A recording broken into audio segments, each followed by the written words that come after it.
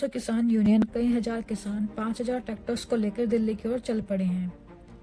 क्या देश इनके साथ अन्याय कर रहा है या फिर अपने गलत फायदे के लिए इन बेचारे किसानों को मोहर्रे की तरह इस्तेमाल किया जा रहा है? 10 फरवरी को संयुक्त किसान मोर्चा ने दिल्ली चलो का नारा लगाया और यहाँ से शुरुआत हुई फार्मर प्रोटेस्ट 2024 की।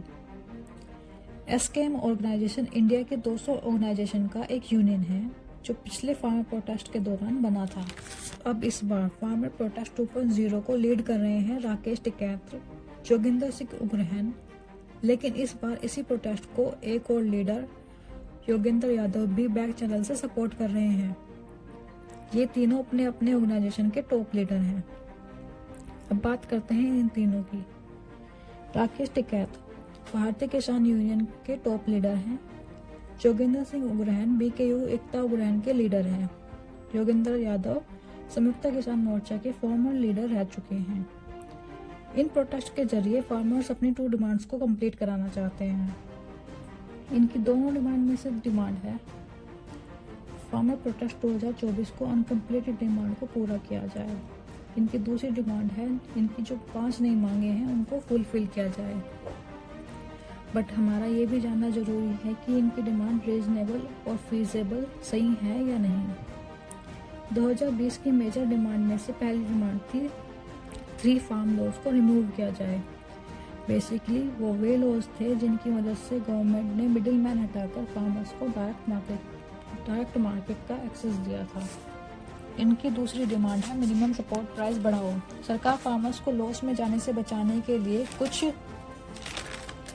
कुछ सिलेक्टेड क्रॉप्स को फिक्स प्राइस में खरीदती है। बट फार्मर्स चाहते थे कि सरकार उन क्रॉप्स को खरीदने में यूज करे C2+50% फॉर्मूला, यानी 100 रुपए की चीज 150 में खरीदे, उसकी वैल्यू से ज्यादा भाव में खरीदे।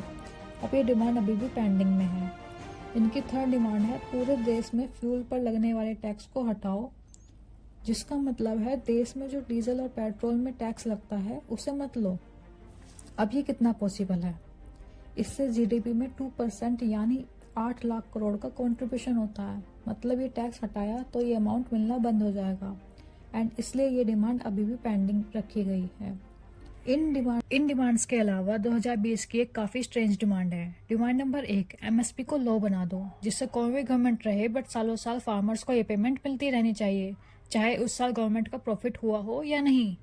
एंड यू नो वॉट, आज की तारीख में सिर्फ 23 प्रोडक्ट्स पर ही एमएसपी देने के लिए सरकार हर साल लगभग 3 लाख करोड़ रुपए अपनी जेब से खर्चती है। और इस बार तो सभी क्रॉप्स पर एमएसपी दो।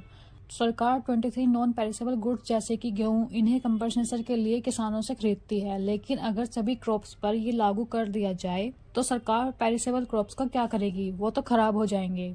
और 23 गुड्स में ही 3 लाख करोड़ का खर्च आ रहा है। अगर सभी गुड्स खरीदने लग जाएं तो पैसे सिर्फ एमएसपी पर ही चले जाएंगे। इनकी डिमांड नंबर 2 है कि फार्मर्स और फार्म लेबर्स के लिए 10,000 के ऊपर वाले सारे कर्ज माफ कर दिए जाएं।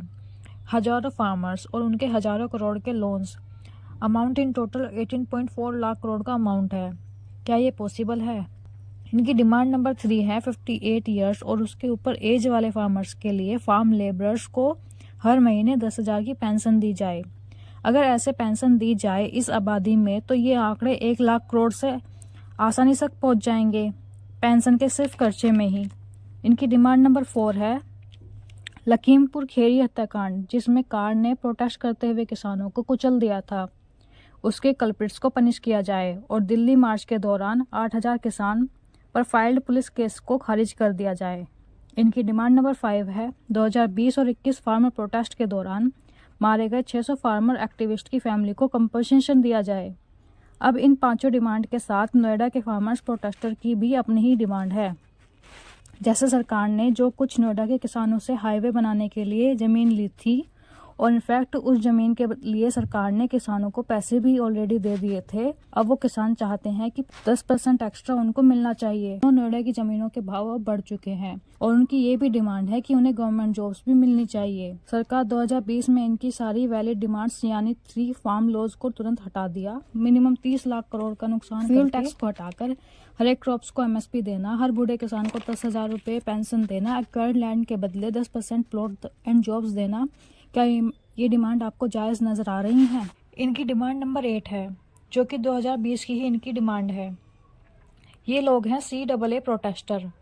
फार्मर्स इन्हें रिहा कराना चाहते हैं। और आखिर ये डिमांड फार्मर्स से कैसे जुड़ी है, इससे किसानों को कैसे बेनिफिट होगा, क्या कोई सेंस बनता है इस बात का? तो ये थी इन किसानों की डिमांड्स। तो आपको क्या लगता है, कमेंट करके ज़रूर बताएं।